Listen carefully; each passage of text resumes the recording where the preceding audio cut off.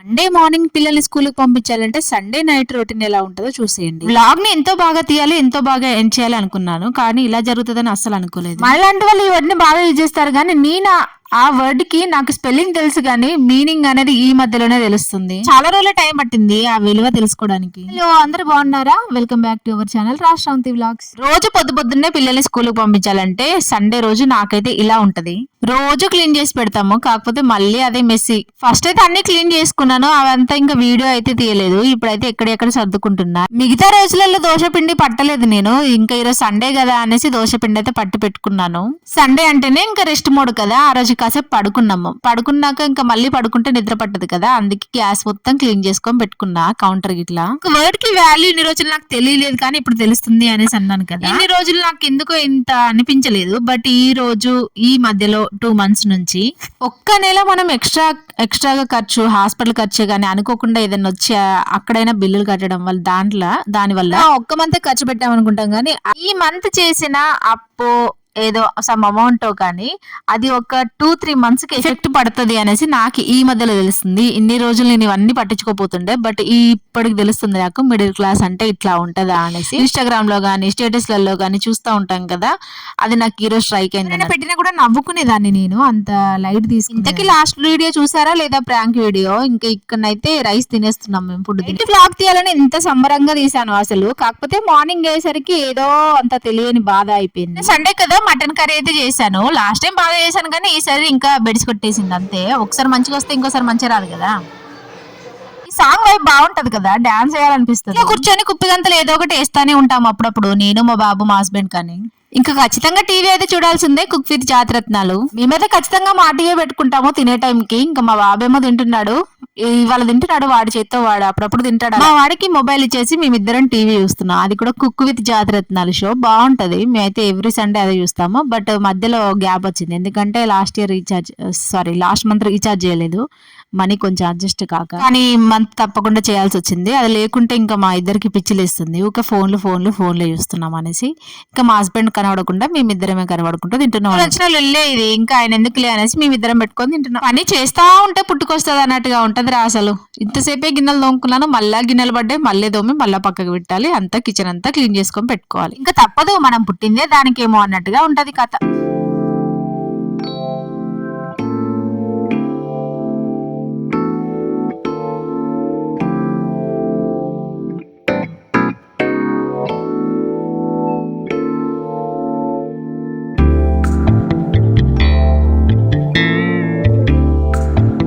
చూసారు కదా, అద్దంలో మెరిసిపోతుంది. కానీ మార్నింగ్ చూపిస్తాను, ఇదే వ్లాగ్ లో అయితే వస్తుంది కదా మార్నింగ్. ఇంకా నా రియాక్షన్ ఇలా ఉంది అనుకుంటున్నారా?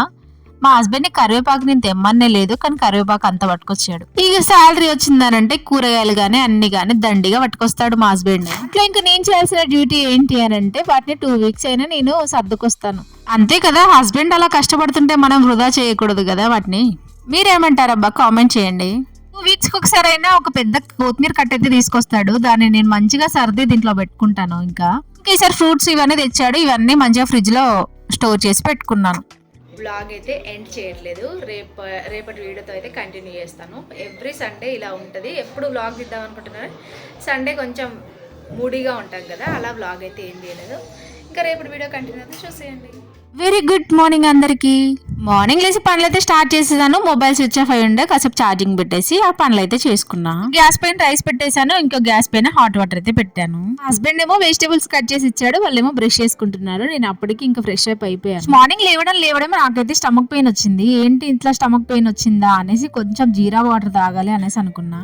మటన్ లోనైతే కొంచెం కారం ఎక్కువైంది అన్నాను కదా, మేబీ దానికే అనుకుంటా నైట్ నుంచి కొద్దిగా స్టమక్ పెయిన్ వస్తుంది. ఇంకా అసలే ఇది వర్షాకాలము, ఇంకా మా బాబు కూడా హాట్ వాటర్ పెడదాము అనేసి బాటిల్లో కూడా అవే నింపుతున్నాను. నేను రేపటి మార్నింగ్ నుంచి ఇంకా కొంచెం వాకింగ్ అయితే వెళ్ళాలి అనుకుంటున్నా. మా హస్బెండ్ తో అంటే నువ్వు వెళ్ళు నేను రాను అనేసి అంటున్నాడు. కొంచెమైనా సపోర్ట్ చేస్తే మనం కూడా వెళ్తాం, కానీ మా హస్బెండ్ ఏమో ఇట్లా సపోర్టే చేయడబ్బా. కానీ ఎట్లా చేసి మా హస్బెండ్ అయితే లాక్కెళ్తాను. మా బాబుని స్కూల్ పంపించి అలానే పార్క్ ఉంటుంది దగ్గర, అందులో అయితే వాకింగ్ చేసి వస్తాను. మళ్ళీ కొంచెం హెల్త్ పైన కాన్సన్ట్రేషన్ చేయాలి అనిపిస్తుంది నాకు. కొంచెం లావ్ అయిపోతున్నాను, లావ్ అవడమేమో కానీ పొట్ట కూడా బాగా వస్తుంది. 3 3 days అయినా నేను యోగా కానీ వాకింగ్ కానీ చేస్తూ ఉంటాను. దానికి సంబంధించిన వీడియోస్ నేను ఎప్పుడు పెట్టలేదు. ఇంకా ఆ టైంలో మనంత సిచ్యువేషన్ మనం నిద్రమబ్బులో ఉంటాం కదా, అంత మనమే నవ్వుకుంటాము అనేసి వీడియో ఎప్పుడు పెట్టలేదు. కానీ ఒకరోజు పెట్టడానికి అయితే ట్రై చేస్తాను. పక్క జీరా వాటర్ పెట్టాను, ఇంకా పక్క కర్రీ చేయాలి. కాకపోతే మటన్ కర్రీ వండాను కదా, నాకు అదే స్మెల్ అనిపిస్తూ ఉంటది. కర్రీ వండినా కూడా కొంచెం నీ స్మెల్ వచ్చిందనంటే వామిటింగ్ సెన్సేషన్ ఉంటది నాకు. అదే గిన్నెలో కొన్ని వాటర్ అయితే వేసేసి నేను పొయ్యి మీద పెట్టి మరగనిస్తాను. దాని తర్వాత మళ్ళీ మంచిగా తోముకొని కర్రీ చేస్తాను.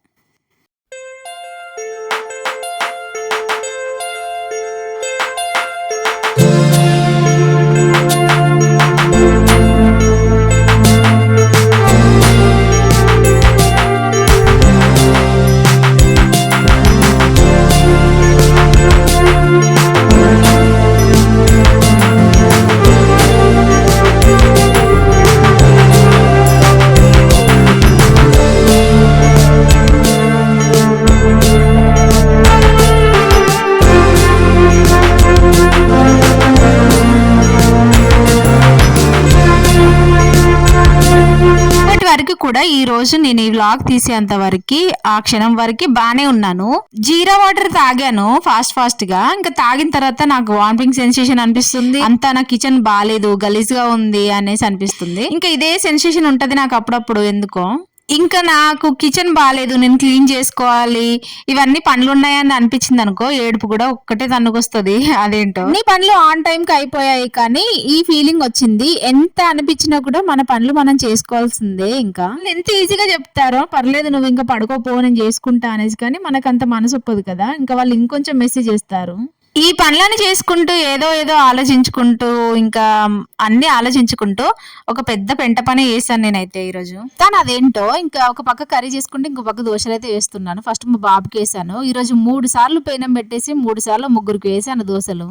మటన్ కర్రీ కూడా ఉంది కానీ ఆ స్మెల్ కూడా నాకు పడలేదు, అందుకే నాకు వామిటింగ్ అనిపించింది అనుకుంటా. నీ స్మెల్ నాకు అనిపించింది అనుకో, అలానే ఉంటది, వామిటింగ్ వచ్చినట్టుగా అనిపిస్తూ ఉంటది. అయితే యూట్యూబ్ 2022లో స్టార్ట్ చేశాను కదా, అప్పుడు స్టార్ట్ చేసిన వాళ్ళు లేకుంటే అంతకుముందు స్టార్ట్ చేశారు కానీ ఒక 2-3 అయితే నాకు యూట్యూబ్ లో తెలుసు. నాకు ఒక ఆమె అయితే కామెంట్ చేసింది. అప్పుడు నేను ఆమెను చూసి ఇంకా ఆమె ఛానల్ సబ్స్క్రైబ్ చేసుకున్నాను. ఇంకా ఆమెతో అప్పుడప్పుడు చాట్ చేస్తూ ఉండేది. ఇప్పుడు ఆమె ఛానల్ ఎక్కడో ఉంది. ఆమె ఛానల్ కంటిన్యూ చేసింది, నేనేమో కంటిన్యూ చేయలేదు. ఇంకో ఇద్దరేమో నాలాగానే అప్పుడప్పుడే రీచ్ అవుతున్నారు. కాకపోతే నాకు అంతమంది సబ్స్క్రైబర్స్ లేరు, వాళ్ళకి చాలానే సబ్స్క్రైబర్స్ ఉన్నారు కానీ వాళ్ళ మధ్యలో క్విట్ అయిపోయారు. నేను వీళ్ళిద్దరు నెంబర్స్ తీసుకున్నాను కానీ ఆ పాపులర్ అయింది కదా ఆమె నెంబర్ అయితే తీసుకోలేదు. అదే గురించి వాళ్ళతో మాట్లాడేదాన్ని, వాళ్ళు కూడా నాతో మాట్లాడేవాళ్ళు. ఇంకా జాబ్ చేస్తానంటే ఇదే బెస్ట్ సిస్టర్, చెయ్యండి, యూట్యూబ్ వద్దు అనేసి నాకు కొంచెం సజెషన్స్ ఇచ్చేవాళ్ళు. ఆ సిస్టర్ ఛానల్ నానేమే, అందుకే నాకు వచ్చింది సజెషన్ లోకి. ఇంకా నేను సబ్స్క్రైబ్ చేసుకొని అలా ఆ సిస్టర్ తో మాట్లాడి నెంబర్ కూడా తీసుకొని ఇప్పటికీ కాంటాక్ట్ లోనే ఉన్నాను వాళ్ళతో. వీడియోస్ బాగుంటాయి, మీ థంబ్నెయిల్స్ బాగుంటాయి అనేసరికి నేనైతే ఉబ్బిపోయాను. కానీ ఇప్పటి వరకు నా ఛానలే గ్రో అవ్వలేదు. వాళ్ళు డైలీ పెట్టడం వల్ల వాళ్ళ ఛానల్ గ్రో అయింది.